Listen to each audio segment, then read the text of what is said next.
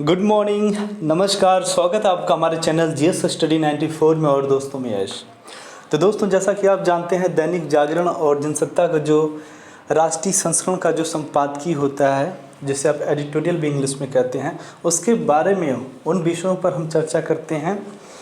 और स्पेशली जिन लोगों के लिए वीडियो बनाया जाता है, या तो वो बहुत ज़्यादा डिबेट या आर्गूमेंट जैसी चीज़ों में रुचि रखते हों, या फिर वो सिविल सर्विसेज, यूपीएससी, यूपीपीसीएस या फिर अन्य कंपटीशन की जो तैयारी कर रहे हैं, ये उनके लिए वीडियो बनाया जाता है।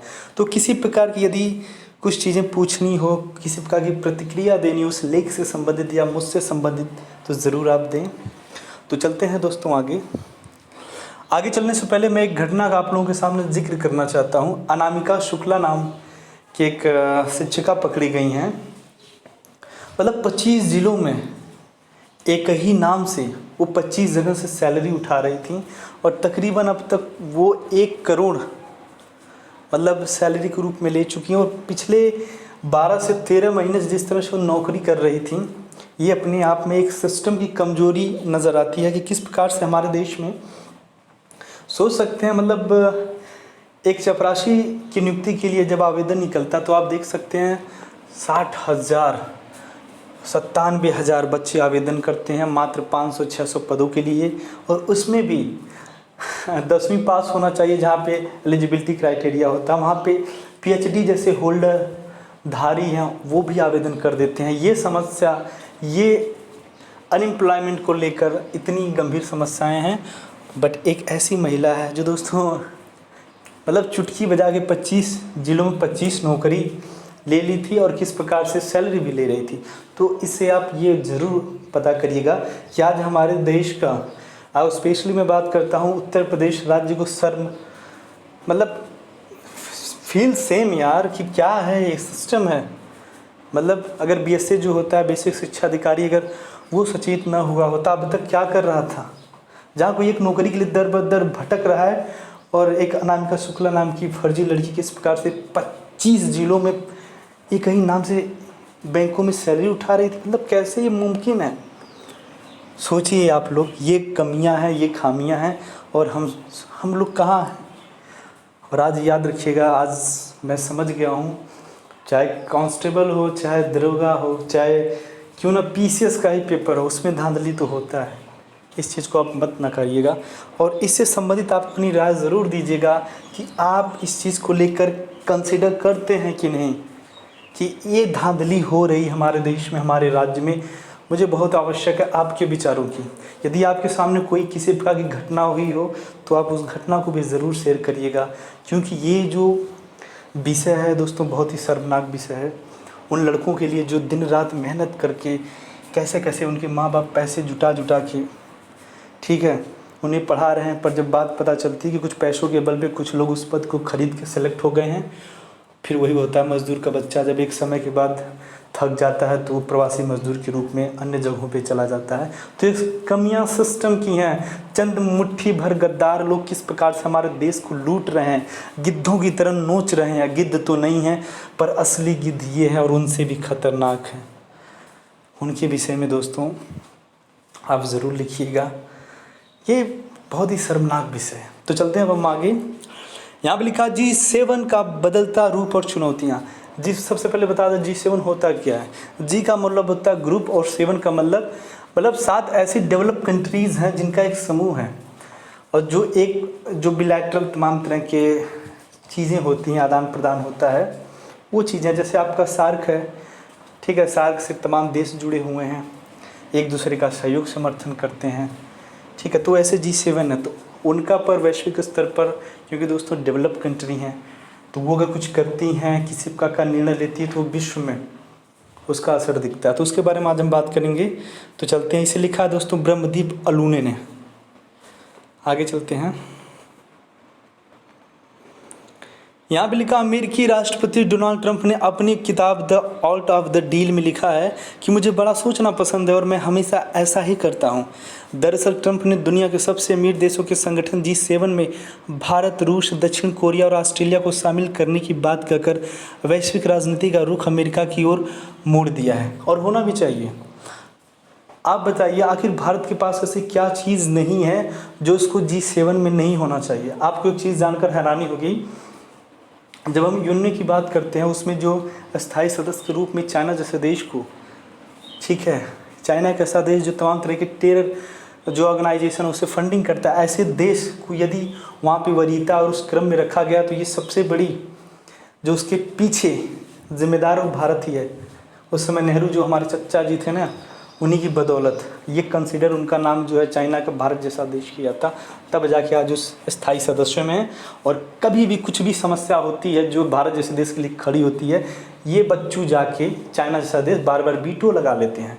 आप देखोगे जब पाकिस्तान में तमाम तरह के वैश्विक आतंकवादी घोषित करने का जब एक प्रारूप जारी किया गया तो किस प्रकार से लोग आके अड़ंगा लगाने लगे कि नहीं नहीं नहीं नहीं नहीं, मैं वीटो लूँगा। मसूद अजहर हो या फिर तमाम तरह के जिस तरह से फाइनेंशियल टास्क फोर्स होता है जो मैपिंग करता है, एनालिसिस करता है कि इस देश को अनुदान देना चाहिए कि नहीं, इस देश को पैसा देना चाहिए कि नहीं, और कब कौन करता है अड़ंगा, आपका पाकिस्तान और चाइना जैसा देश करता है।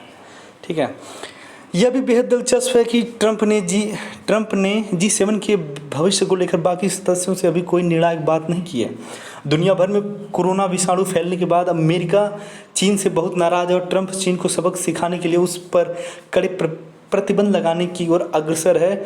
G7 को लेकर ट्रंप की योजना में चीन को लेकर उनकी आक्रामकता प्रतिबंधित हो रही है। हाल ही में अमेरिकी राष्ट्रपति ने G7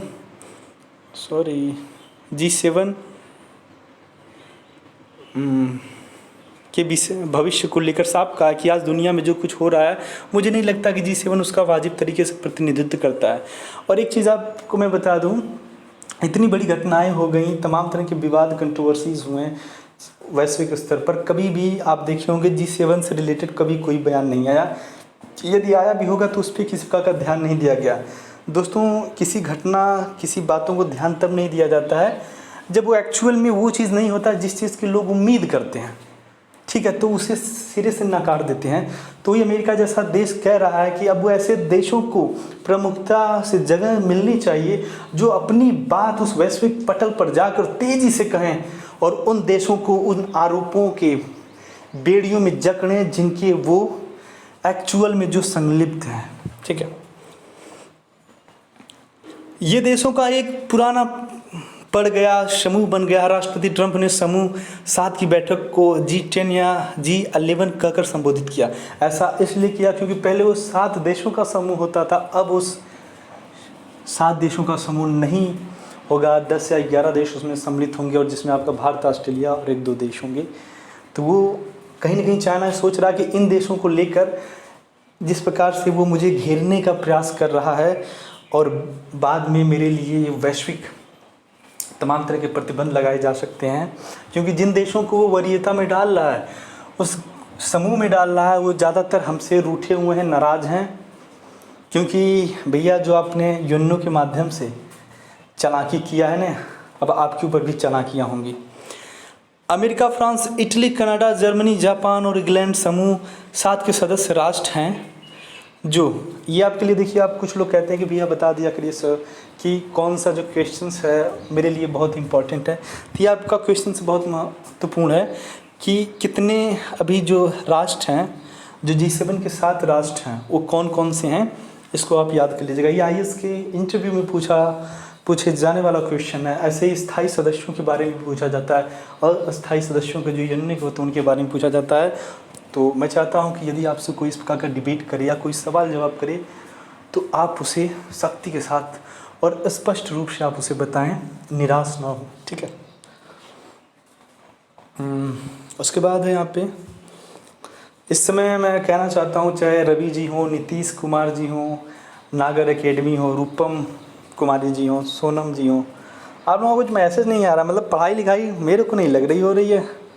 पढ़िए लिखिए, विचारों का आदान प्रदान करिए। जब तक एक्सचेंज नहीं करेंगे, देखिए, जो आप जीवन में क्या है ना, डेली अगर आप कुछ नया चीज़ सीख रही हैं तो उसका एक मतलब होना चाहिए कम से कम। यदि आप जब तक उसके विचारों को कहीं आप रखेंगे नहीं, तब तो कोई मतलब नहीं है।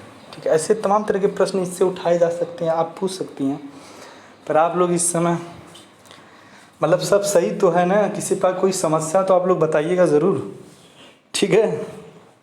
और मैं आपको बता दूं, आप मेरे टेलीग्राम चैनल पर जाकर आप जुड़ सकते हैं, जिसका नाम है GS स्टडी 94, ठीक है। और मैं उम्मीद करता हूँ, देखता हूँ तो उसका जो लिंक डिस्क्रिप्शन में डाल दूँगा। और मैं आप लोगों से बोला था, आप किसी प्रकार की बात करना चाहते हैं तो आप करिएगा। मैं फ़ोन करता हूँ तो कोई उठाता ही नहीं है, कुछ लोग उठाते हैं तो आवाज़ ही क्लियर नहीं आती। उसके बाद देखिए, स्वतंत्रता, समानता, लोकतंत्र और मानवाधिकारों की रक्षा के प्रति अपनी प्रतिबद्धता का इजहार करते रहें। शुरुआत में यह 6 देशों का समूह था, जिसकी पहली बैठक 1975 में हुई थी। इस बैठक में वैश्विक आर्थिक संकट के संभावित समाधानों पर विचार किया गया था। तब से यह संगठन, अब यहाँ पे क्वेश्चन है, पहली बैठक कब हुई थी, ठीक है। यह संगठन बदलावों के साथ लगातार काम कर रहा है, लेकिन साल 2016 में ट्रंप के राष्ट्रपति बनने के बाद आपसी संबंधों को लेकर यह संगठन ज़्यादा चर्चा में रहा है।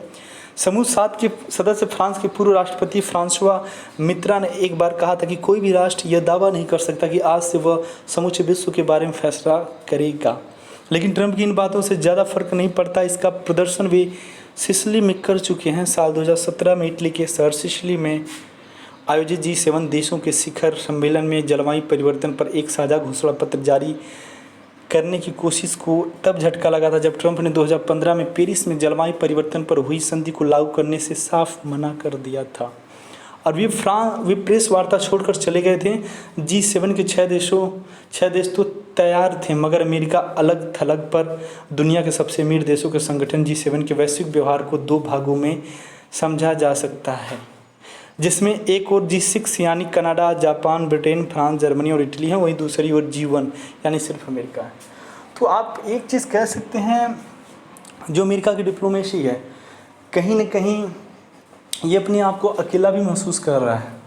देखिए, आप कभी भी किसी का नाम रिक्वायर तभी करेंगे, इंसिस्ट तभी करेंगे, जब आपको भरोसा होगा कि ये बाकी के जो इन ग्रुप में, इन परिवार में है ना, वो मेरे खिलाफ है, मेरे अगेंस्ट है। इसलिए मुझे कुछ ऐसे सदस्यों की, कुछ ऐसे लोगों की ज़रूरत पड़ सकती है भविष्य में, जो मेरे साथ खड़े रहें। तो इसलिए इस नाम को, ऐसे देशों को वो उस ग्रुप में डालना चाहता है। शिखर सम्मेलन में ईरान को लेकर ट्रंप की नाराज़गी भी देखी जा चुकी है। फ्रांस के बियारिज़ में G7 सम्मेलन में ईरान के विदेश मंत्री अप्रत्याशित रूप से शरीक होने पहुंचे थे। ऐसा फ्रांस के राष्ट्रपति इमैनुअल मैक्रों की पहल पर हुआ था। मैक्रो ने ईरान के साथ हुए परमाणु समझौते को जिंदा रखने की कोशिश के लिए ऐसा किया था। अमेरिकी राष्ट्रपति डोनाल्ड ट्रंप के ईरान के साथ परमाणु करार तोड़ने की एक तरफा घोषणा के बाद फ्रांस का यह कदम अमेरिका को चुनौती देने वाला था। ईरान संकट पर फ्रांस के राष्ट्रपति इमैनुअल मैक्रो चाह रहे थे कि परमाणु करार टूटे नहीं। इस मुद्दे पर मैक्रो को जर्मनी और ब्रिटेन का भी समर्थन हासिल था। कनाडा में हुए शिखर सम्मेलन में ट्रंप ने बाकी देशों पर यह आरोप लगाकर सनसनी फैला दी थी कि दूसरे देश अमेरिका पर भारी आयात शुल्क लगा रहे हैं। पर्यावरण के मुद्दे पर भी उनका सदस्य देशों के साथ मतभेद था। ट्रंप ने G7 की साझा प्रेस वार्ता में शामिल होने से इनकार करते हुए कनाडा की आलोचना की थी। तो आप देख सकते हैं, अमेरिका जैसा देश जहाँ पे गलत देखा, लोगों का क्रिटिसाइज़ किया, लोगों को आइडेंटिफाई करवाया, पूरे देश के सामने उन समस्याओं को रखा कि वाई शुड आई, मतलब क्यों मैं इन लोगों के खिलाफ हूँ, क्यों होना चाहिए। तो ऐसे में क्या है, G7 में एक तरफ G6 हो गया, एक तरफ G1 हो गया, ठीक। अमेरिकी राष्ट्रपति ने आरोप लगाया था कि कनाडा उनके किसानों, कामगारों और कंपनियों पर भारी टैक्स लगा रहा है। ट्रंप ने इसके जवाब में ऑटोमोबाइल पर आयात शुल्क लगाने की चेतावनी दी थी। और बीच में आप देखे होंगे 2-3 साल पहले जो चीज़ें स्टार्ट हुई, एक तरह से ट्रेड वार स्टार्ट हो गया था। और ये ट्रेड वार यदि देखा जाए एशिया में, तो चाइना जैसे देश के उत्पादों पे बहुत ज़्यादा लगा था, और अन्य देशों के भी कंपनियों के ऊपर, प्रोडक्ट के ऊपर अमेरिका ने जो टैक्स बढ़ा दिया, जिनसे वहाँ की जो बाहरी कंपनियां थी उनको लॉस होने लगा। ट्रंप G7 को लेकर मुखर रहे हैं और सदस्य देशों से उनकी नीतिगत मतभेद हैं। वे भारत, दक्षिण कोरिया, ऑस्ट्रेलिया और रूस को प्रवेश देने की जो बात कर रहे हैं, उसके दूरगामी आर्थिक और सामरिक प्रभाव हो सकते हैं। भारत और ब्राज़ील जैसे तेज़ी से बढ़ रही अर्थव्यवस्थाओं से इस समूह को चुनौती मिल रही है, जो G20 समूह का प्रतिनिधित्व करते हैं, लेकिन G7 का हिस्सा नहीं है। कुछ वैश्विक अर्थशास्त्रियों का कहना है कि G20 के कुछ देश 2050 तक G7 के कुछ सदस्य देशों को पीछे छोड़ देंगे। देखिए यहाँ पे क्या चीज़ें मिल रही हैं। अब जो G20 है वहाँ भी यही चीज़ें हैं, ये 20 देशों का समूह है। अब कुछ वैश्विक अर्थशास्त्री कह रहे हैं कि अगर इसी तरह के मतभेद होते रहें, इसी तरह से प्रमुखता से बातें नहीं सुलझाई गई G7 के माध्यम से, तो इन्हें G20 बहुत ही पीछे छोड़ देगा। इस दृष्टि से ट्रंप का प्रस्ताव बेहतर नज़र आता है। चीन को इस समूह में प्रवेश न देने के पीछे अमेरिका की रणनीतिक दृष्टि भी नज़र आ रही है। ठीक है, कुछ ऐसे भी सदस्य देश हैं G7 में जो लोग कह रहे हैं कि नहीं, फिर चाइना जैसे देश को भी इसमें वरीयता देनी चाहिए, इस क्रम में रखना चाहिए, पर अमेरिका जैसा देश इससे सख्ती से इनकार कर रहा है। नहीं, चाइना जैसा देश इसमें नहीं आएगा। भारत चीन सीमा पर जारी गतिरोध को लेकर भी अमेरिका के विदेश मंत्री माइक पोम्पियो ने भारत का समर्थन करते हुए चीन की कड़ी आलोचना करने से गुरेज नहीं किया। उन्होंने चीन को चेतावनी देते हुए कहा है कि राष्ट्रपति ट्रंप के नेतृत्व में हमारा रक्षा विभाग, हमारी सेना और हमारे राष्ट्रीय सुरक्षा संस्थान इतने सक्षम कि हम अमेरिकियों की रक्षा कर सकते हैं। उन्होंने कहा, वास्तव में हम विश्व भर के अपने सहयोगी देशों भारत, ऑस्ट्रेलिया, दक्षिण कोरिया, जापान, ब्राज़ील, यूरोप के साथ अच्छी सहभागिता निभा सकते हैं। तो देखिए मेरा मानना है, जब डोमेस्टिक या नेशनल लेवल की जो बातें हों उससे छोड़ के दरकिनार करके एक चीज़ आप यहाँ पर सोच सकते हैं, बातें भी कर सकते हैं, और थोड़ा सा अपना हो सके तो समय मिले तो पॉइंट ऑफ व्यू दीजिएगा कि अमेरिका जैसे देश से यदि हम मित्रता रखते हैं तो हमें कितना फ़ायदा हो सकता है। आप सोचिए, इस समय चाइना जैसे देश से हमारा जो सीमा का विवाद चल रहा है, जो गतिरोध चल रहा है, जहाँ पे तमाम तरह की कंट्रोवर्सीज आपने वीडियो में देखा होगा, हाथापाई भी हुई थी, और कुछ लोगों ने यहाँ भी शंका जताई थी कि हो सकता है युद्ध की स्थिति आ जाए। तो इतना सब कुछ होने के बाद अमेरिका का विदेश मंत्री माइक पोम्पियो अगर इस प्रकार की बयान वैश्विक स्तर पर रखता है तो ये बहुत बड़ी बात है। नहीं तो भैया, जब झगड़ा होता है ना, जब व्यक्तिगत स्तर पर किसी से मारपीट होता है, तो आप अपने ऊपर देखिएगा, यदि कोई भी व्यक्ति आपको कह दिया कि मैं आपके साथ हूँ, सही, तो आप सबसे ज़्यादा बिलीव करेंगे तो उससे करेंगे, क्योंकि जब समस्या थी, जब आपको किसी की आवश्यकता थी, तब वो बंदा आकर आपके सामने खड़ा हुआ, इसलिए सबसे पहली प्राथमिकता वरीयता आप उसको देंगे। ठीक है, तो वही चीज़ हम संदर्भ देख सकते हैं अमेरिका जैसे देश के साथ कि कोई देश भले ना बोला हो, पर वो जिसने इतनी सख्ती से, इतने डेयरिंग से जो उसने स्टैंड लिया, वो सराहनीय है। समुद्र से लेकर आर्थिक मोर्चे तक पर अमेरिका और चीन आमने सामने हैं। अमेरिकी नौसेना के जहाज़ पश्चिमी प्रशांत महासागर में जापान, ऑस्ट्रेलिया और दक्षिण कोरिया के द्वीपों के साथ संयुक्त अभ्यास कर चुके हैं, और भारत के साथ भी उनका यह अभ्यास चलता रहा है। ऐसा दक्षिण चीन सागर में दाव को चुनौती देने के लिए किया जाता है। G7 में दक्षिण कोरिया, ऑस्ट्रेलिया और भारत के आने से अमेरिका को मजबूती मिलेगी। पेंटागन चीन की सैन्य गतिविधियों को रोकने के लिए दक्षिण चीन सागर में टॉम हॉक क्रूज मिसाइल तैनात करने को लेकर गंभीर है। हिंद और प्रशांत महासागर में चीन की आधिपत्य की लगातार कोशिशें दुनिया के अनेक देशों के लिए गहरी चुनौती बन गई हैं। हिंद महासागर में चीन ने परमाणु शक्ति चलित हमलावर पनडुब्बी SNA की तैनाती कर भारत की सामरिक घेराबंदी का संकेत साल 2013 में ही दे दिया था। सोचिए, समुद्री डकैतों को रोकने के नाम पर साल 2008 से ही अदन की खाड़ी में उनके व्यापारिक जहाज़ों और नाविकों की सुरक्षा के लिए दुपोत तैनात कर दिए गए थे। आपको बता दें, जो समुद्री लुटेरे होते हैं दोस्तों, वो बहुत ही घातक, बहुत ही खतरनाक होते हैं। मतलब आपकी आँख, कहते हैं ना, आपकी पलक झपकी गायब। और ये आपको पता है, महासागर बहुत ही विशाल है, कहाँ ले जाके आपको किस तरह लूटेंगे आपको भी नहीं पता। और इनके लिए जान माल कोई मायने नहीं रखता। ये बचपन से ही अपने बच्चों को भी वही शिक्षा देते हैं किस तरह से लूटना है, हमला करना है। तो ऐसे लोगों के खिलाफ़ जिस तरह से कानून बनाया गया है, और ज़्यादातर देखे होंगे सब चाइना वाइना के भी हैं, ठीक है, कुंफू सुम्फू करते रहते हैं दिन भर, और लूट वूट मार ऐसे करते रहते हैं। क्योंकि कई बार ऐसे एक्सपोज खुलासे हुए हैं, ठीक है, या तो रसिया के मिलेंगे तार, या तो चाइना जैसे देश से मिलेंगे। यह इलाका भारत के समुद्री व्यापार के लिए भी बेहद महत्वपूर्ण है। देश की 80% ऊर्जा आपूर्ति यानी रोज़ाना करीब 38.6 लाख बैरल कच्चा तेल इसी इलाके से गुजरता है। इसलिए भारत के व्यापारिक और सामरिक हितों के लिए समुद्री क्षेत्र बहुत ही संवेदनशील है। G7 में भारत के शामिल होने से अमेरिका और भारत के सामरिक रिश्ते भी बढ़ने की संभावना है, और इसका असर चीन पर पड़ेगा। अमेरिका भारत से रिश्ते मजबूत कर समुद्र में चीन की ताकत को कमज़ोर कर सकता है। ट्रंप की उभार के बाद महाशक्ति अमेरिका की भूमिका वैश्विक हितों से ज़्यादा अमेरिकावाद पर केंद्रित हो गई है और इसके प्रभाव से G7 भी अछूता नहीं है। अमेरिकी कांग्रेस में ट्रंप ने साफ कर दिया कि मेरा काम दुनिया की नुमाइंदगी करना नहीं है, मेरा काम अमेरिका की नुमाइंदगी करना है।